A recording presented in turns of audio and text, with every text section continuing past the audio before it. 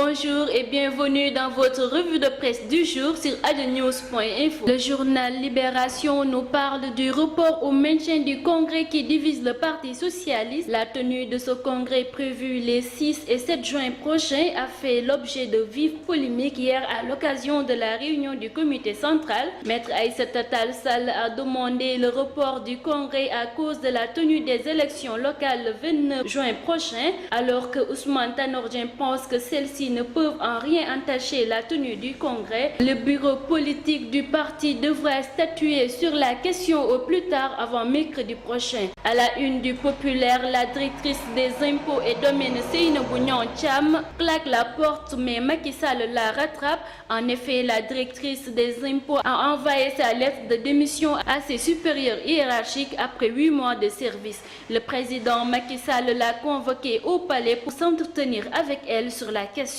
Le journal L'Observateur revient sur la réunion houleuse du Parti socialiste et titre dans sa une: le PS tient son comité d'insanité. Les échanges ont été houleux, des insultes fusées. L'organisation du congrès était au centre des débats. Deux camps s'opposent. Aïssata Tall Sall, Youssouf Mbow optent pour le report. Ousmane Tanor Dieng et Barthélémy Diaz veulent maintenir les dates du 6 et 7 juin prochain.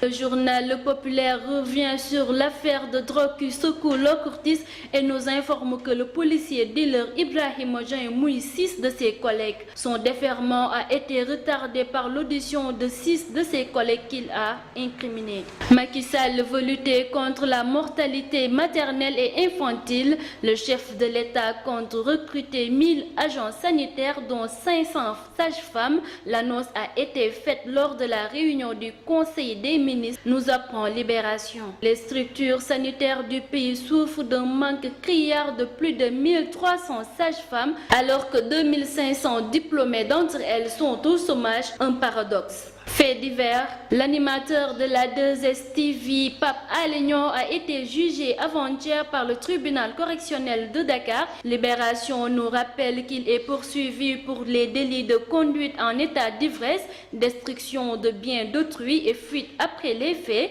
Il a reconnu les dégâts matériels causés par son véhicule, mais nie son état d'ébriété. C'était tout pour votre revue de presse du jour sur adenews.info. Merci et à très bientôt.